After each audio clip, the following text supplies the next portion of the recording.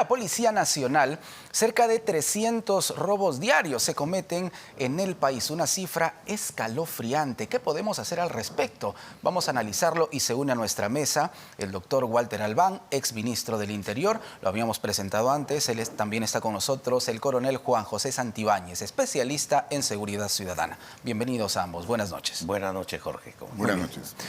La gran pregunta, ¿qué podemos hacer? Estamos en una situación crítica en cuanto a la inseguridad. ¿Es oportuno que el gobierno haya rechazado esta ley que permitiría a los serenos utilizar armas no letales? Coronel.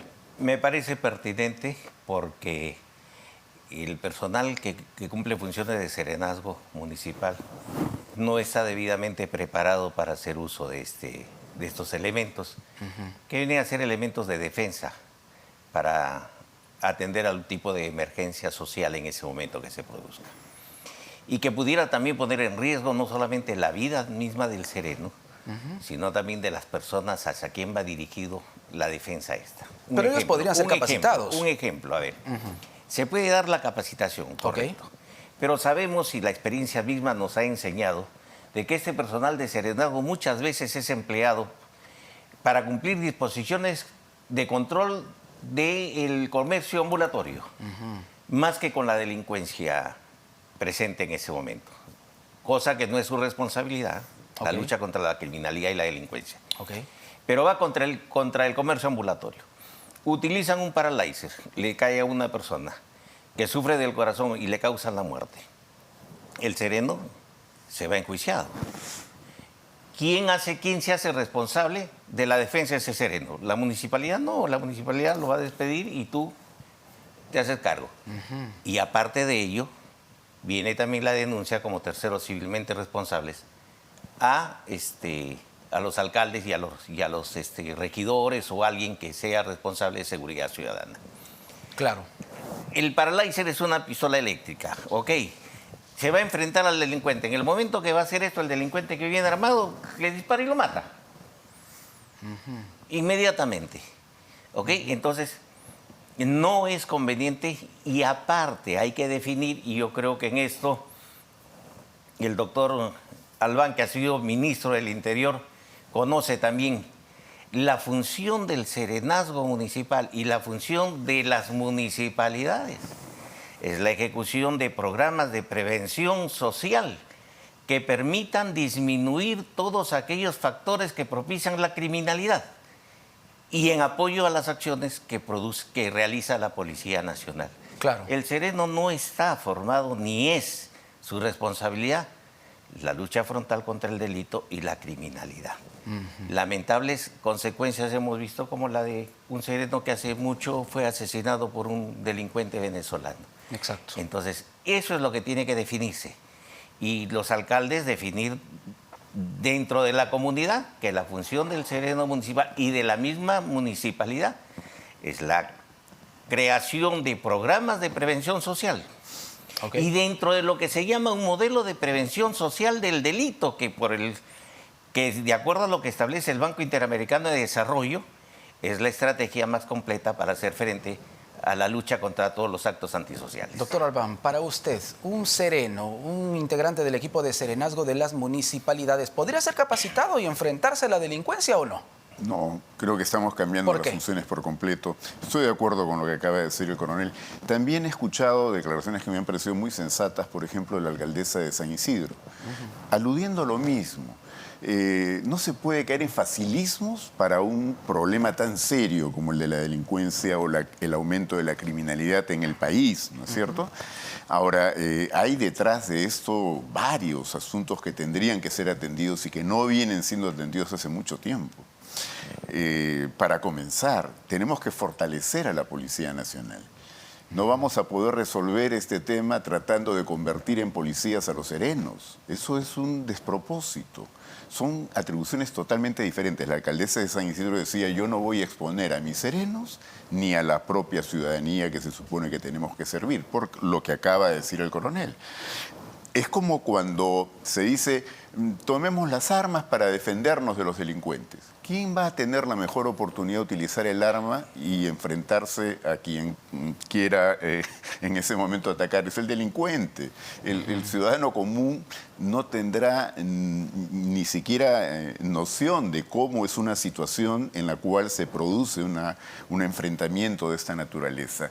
Claro. Yo lo que creo es que la policía durante todos estos años no solo se le ha afectado moralmente la mística policial con todos los cambios en los comandos, la manera como se ha manejado desde el plano político, digamos, la conducción de esta institución. No hay logística, no hay recursos materiales, no hay lo mínimo para que pueda hacer frente a un fenómeno de criminalidad que no es nuevo, pero lo que creo que está afectando o impactando más es que ahora es mucho más violenta esta criminalidad. Terrible, realmente. Ahora, vamos a analizar la respuesta desde los municipios. Por ejemplo, Diego Uceda, el alcalde de La Molina, quien él sí está respaldando esta ley que permitiría a los serenos portar armas no letales, ha dicho que les va a poner chalecos antibalas a sus serenos. ¿Qué opina usted, coronel? Completamente fuera de contexto. Porque ¿de qué nos sirve a nosotros que el sereno tenga chaleco antibalas? ¿Ok? ¿Para qué? Para que ponga el pecho ante un delincuente que lo está atacando y le dispare en la cabeza o le dispare en el pie. O sea, no te hace absolutamente nada. Y me llama la atención peor cuando nosotros abanderamos, yo vivo en La Molina, y decimos que en La Molina es un distrito seguro. ¿Ok? Si es seguro, ¿qué hacemos nosotros poniéndole chalecos antibalas a los serenos? Si el distrito es seguro, ¿cómo es que el alcalde tiene personal de seguridad a su cargo? Entonces, como bien dice aquí el doctor Albán, tenemos que nosotros potenciar la Policía Nacional y potenciarla en todo sentido, no solamente en el aspecto técnico, en el aspecto tecnológico. Vemos nosotros que, por ejemplo, las tecnologías de la información y comunicaciones, que debería hoy en día ser un arma excelente en la Policía Nacional, no se utiliza, no hay para poder hacer esta lucha. ¿Ok? Lo manifestó hace un rato el doctor, la injerencia política en materia de las funciones que cumple la Policía Nacional le hace un daño tremendo. Que haya entrado un ministro en su oportunidad y haya catalogado a personal de la Policía Nacional formar parte de una gran organización dedicada a matar a delincuentes, le mina la moral a la gente. Que salga un congresista, en su época, siendo congresista, hablando que la Policía Nacional no está preparada debidamente. Nosotros los peruanos debemos estar orgullosos de la Policía Nacional que tenemos, porque aún, con todas las falencias que tiene, es considerada como una de las mejores policías en el mundo. Hay que potenciarla, hay que darle todo lo que necesita, y especialmente el aspecto legal, para que pueda tener los fundamentos de la lucha contra la criminalidad. Vamos con otra respuesta. Javier Arévalo, el presidente del Poder Judicial, ha planteado la creación de la carrera de serenazgo. Y mientras tanto, el teniente alcalde de Lima, Renzo Reyardo, señala que se debe crear una policía municipal. ¿Qué opina, doctor Alba? Lo mismo que hemos señalado antes. En lugar de atender el problema de fondo, se buscan salidas facilistas, diría yo. A ver, uno de los problemas que tendríamos que tener delante es con qué criterio, porque no todas las municipalidades tienen los mismos recursos. ¿Con qué criterio seleccionan al personal de serenazgo? ¿Qué entrenamiento le dan a ese personal de serenazgo? En el pasado hemos tenido hechos también violentos producidos precisamente por este tipo de personal, porque parecía que en algunos casos, por lo menos, la selección era de quienes tenían algún tipo de antecedentes, como que los calificaban para ser al mismo tiempo entonces gente que pudiera poner orden o infundir algún tipo de temor, ¿no? Claro. Creo que todo eso es un error. El serenazgo tiene otra tarea que está más en función del servicio al ciudadano, y sí es importante que se refuerce lo que se ha venido ya tratando de establecer hace tiempo, pero es en base al apoyo a la policía para estos patrullajes que se hacen dentro de un plan de seguridad ciudadana. Patrullaje articulado, dice usted. Claro. Policía y serenazgo. Lógico, eso es lo que tenemos, pero Que yo sepa ya, por ejemplo, todo lo que tiene que ver con movilidad de la policía, ya hace rato que no se renuevan y esos vehículos tienen que ser renovados permanentemente. Sí, pues las carencias tecnológicas, logísticas son enormes. Yo diría que hay que reforzar más bien la formación de la propia policía. No sé cómo esté ahora la situación, pero cuando habían 23 escuelas de policía, yo decía, esto es absurdo. Exacto. No hay recursos humanos, no hay infraestructura, no hay forma. Cuando lo y que no era debería una preparación adecuada en ese momento. Exactamente. Entonces, habría que reducir a 7 u 8 escuelas a lo sumo y concentrar ahí a todo este personal que entra a capacitarse, pero con gente que tiene la calificación para preparar buenos policías, ¿no es Claro, cierto? pero tratemos de entender un poquito. Sí, adelante, coronel. Sí, si me permite, para terminar de poner, dice la cereza. La policía municipal, a ver, cuando el Perú se convierte en una república democrática, en el año de 1860 más o menos, en el gobierno de Pardo, se crea la policía municipal. Es decir, todas aquellas policías o agentes que estaban cubriendo funciones policiales se congregan en uno solo, que en ese momento se llama la policía municipal. ¿Okay? Posteriormente ya se digrega y se conviertan en gendarmería, y viene una historia de la policía.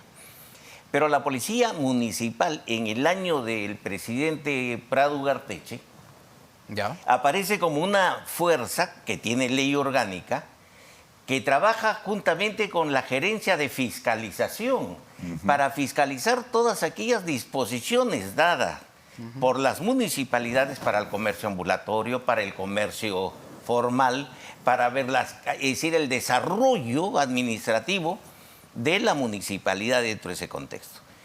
Entonces, crear una policía municipal, darle el nombre de policía municipal es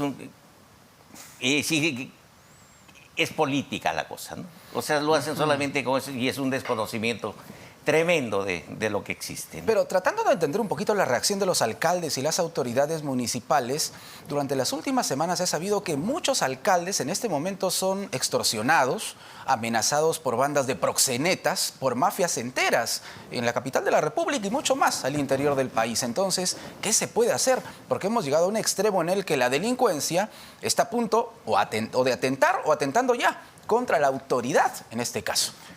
Todos los registros del crecimiento de la criminalidad en el país están muy vinculados al crecimiento económico que hemos tenido, sobre todo a partir de ya este siglo, ¿no? Y que fue sostenido hasta el 2014, 2015, pero con un crecimiento también de la economía ilegal enorme, que le ha dado enorme fuerza a la corrupción, que ya no proviene de las formas tradicionales, sino más bien de la plata, que deriva del narcotráfico, del tráfico de minería ilegal, etcétera, ¿no es cierto? Esos recursos que han copado el Estado.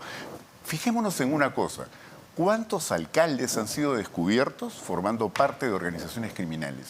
Yo le diría que, por ejemplo, Solidaridad Nacional, el partido del que pertenecía el actual alcalde López Aliaga, es responsable de haber puesto en la alcaldía a cantidad de gente que eran delincuentes y que iban a tomar esos puestos directamente. Lo que acabamos de ver en el reportaje que se mostraba hace un rato, esa debería ser la responsabilidad del alcalde, que haya luz, que haya limpieza, que exista un patrullaje integrado, ¿no es cierto?, con la policía. No que las calles estén abandonadas y que 15 días sin energía eléctrica, por Dios. Porque lo que ha mostrado este enlace de RPP es que además de que no hay luz, no hay seguridad. Porque no se ha visto allí, por ejemplo, un equipo de serenazgo de la Municipalidad de Lima. Por supuesto. A lo que manifestaste, ¿qué hacer con esa situación que se presenta en contra de algunos alcaldes a nivel nacional? Es lo que repetimos, lo ha dicho en su oportunidad y yo también. Tenemos que reforzar a las instituciones encargadas de la lucha contra la criminalidad. La extorsión es una manera de criminalizar una acción en contra de un ciudadano o de alguien. ¿Quién es la responsable de luchar contra eso? Es la Policía Nacional. Otorguémosle todas las garantías a la policía para el ejercicio de su función de lucha contra la criminalidad. Una, démosle a la policía las herramientas del uso del arma de manera reglamentaria para que pueda luchar contra todos aquellos delincuentes que hacen uso del arma.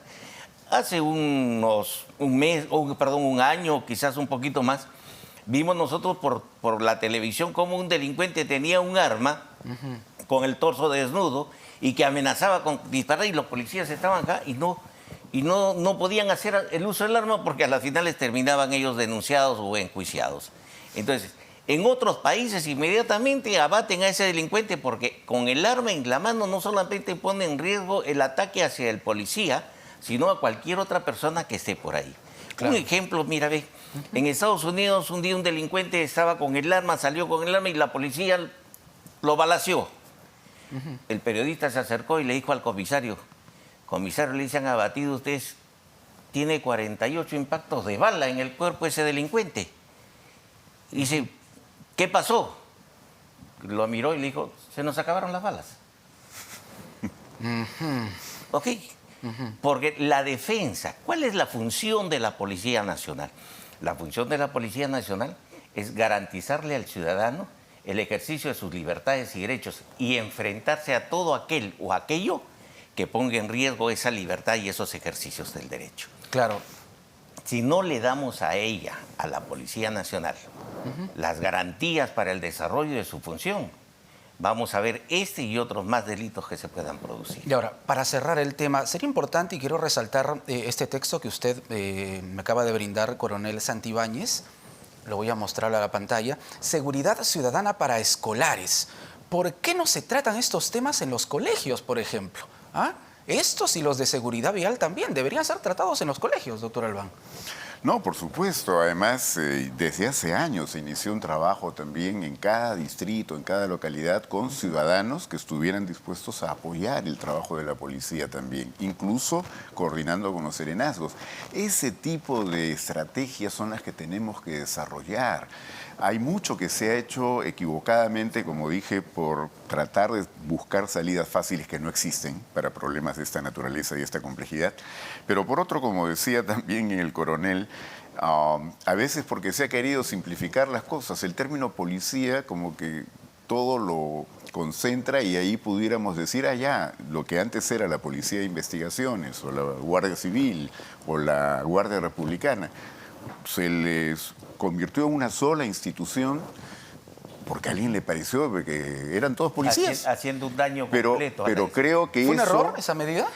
Sí. La evaluación podría cada quien tener una opinión distinta. A mi juicio, ¿Para usted sí. fue un error? Sí, porque creo que la Policía de Investigaciones, por ejemplo, fue muy afectada. Claro. Y es muy diferente el hacer investigación criminal de cuidar el orden público, que eso es lo que hace la Guardia Civil. Exacto. Entonces, creo que hay que por lo menos tratar de enfrentar esa situación. En la época en que yo estaba en el ministerio casi no contábamos ya con policías de investigación.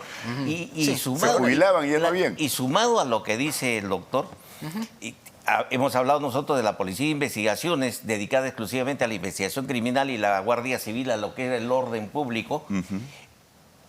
La Guardia Republicana ha hecho falta en acontecimientos como los que acaban de suceder en estos meses después de la juramentación de la presidente Dina Boluarte. Han salido y han quemado toda esta caterva que ha ido y ha incendiado Ministerio Público, comisarías, Poder Judicial, minas.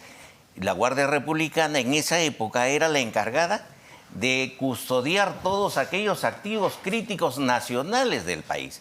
¿Cuáles son los activos críticos nacionales? Son todas aquellas empresas, instituciones que tienen que ver con el desarrollo nacional. Los aeropuertos, por ejemplo. Para que pueda permitirle al Estado el logro de sus objetivos nacionales y permitir su desarrollo. Y todo eso le correspondía la seguridad de aeropuertos, de trenes, vías, todo eso a la Guardia Republicana. Lamentablemente, alguien equivocadamente, por cierta inquina que se tenía hacia las fuerzas policiales por antecedentes familiares o políticos, lo primero que hizo fue juntar a la Guardia Civil, Guardia Republicana y Policía de Investigaciones y crear una institución como la Policía Nacional que, si bien es cierto, hace lo mejor posible, pero no debidamente preparada para enfrentar las especializaciones que la lucha contra la criminalidad exige. Esa es la verdad. Para terminar, le ruego una respuesta de 1 minuto a cada uno, por favor. ¿Qué podemos hacer con esta problemática de la migración? No se puede generalizar, pero algunos achacan cierto incremento de la delincuencia a la presencia de bandas extranjeras. Reitero, no se puede generalizar. ¿Qué podemos hacer? Yo creo que hay ya demasiada afirmación gratuita de que los extranjeros son los responsables de la delincuencia. No. Hay de todo y hay delincuencia que ha ido creciendo desde años atrás y creo que no tiene que ver con la migración. Es una pésima actitud tratar de vender la idea que son culpables o responsables los extranjeros. Cuando estuve yo en la Defensoría del Pueblo me tocó visitar varios países fronterizos porque había población peruana desplazada que estaba siendo en varios aspectos afectada en sus derechos fundamentales, pero la que era defensora de el pueblo de Bolivia, me comentó que la cosa había llegado a una situación crítica en Bolivia y acusaban a los peruanos de ser los delincuentes, los que habían llevado la violencia, etc. Quemaron a un peruano que lo habían metido a una comisaría y lo quemaron vivo. Habían llegado a extremos, me mostraron un periódico donde decían habían asaltado un banco el día anterior y decía, el jefe de policía de La Paz decía, por la manera de correr eran peruanos. Es decir, se había hecho una campaña de tal naturaleza que realmente a los peruanos nos tenían como que todos éramos delincuentes y había una comunidad peruana de gente de primer nivel, seria, trabajadora y todo, que estaba siendo afectada. Hay que erradicar eso. Hay que tener una política de apertura y también, por supuesto, de cuidado, pero teniendo por delante decisiones razonables y no tratar de vender ideas fáciles, como dije antes, que traten de buscar culpables en otro lado. Coronel Santibáñez, 1 minuto, por favor. Se ha estigmatizado muchísimo el hecho de que culpar solamente estos problemas existentes a determinado grupo de la criminalidad que ha venido acá. No podemos negar nosotros que junto con muy buenos venezolanos, con muy buenos colombianos, haitianos y todos, ha venido también gente del lumpen. Gente que ha pertenecido, por ejemplo, al Tren de Aragua, que han venido acá y eso se sabe completamente. Pero no estigmaticemos. Le estamos haciendo un gran daño y lo peor de todo, que ya el peruano está viendo con cierto cuidado y cierto recelo a determinado nacional venezolano o colombiano, que por el hecho de ser esa nacionalidad ya lo vemos nosotros es delincuente y no debemos hacer eso en lo absoluto. Hay buenos como hay malos, igualitos los peruanos. Correcto. Y hay peruanos que son muy buenos y hay otros que son como para cuidarse. Y reiteramos, no se puede generalizar, no se debe generalizar. Para nada, no debemos. Gracias a ambos. Y algo, muchísimas gracias. El INEI dijo hace 2 años atrás que del porcentaje de criminalidad en el cual pudiera considerarse envuelto a venezolanos, del 100% equivalía solamente al 7%. Muy bien, gracias nuevamente a ambos. El doctor Walter Albán, exministro del Interior, Juan José Santibáñez, coronel especialista en temas de seguridad ciudadana, con nosotros aquí en Sin Vuelta.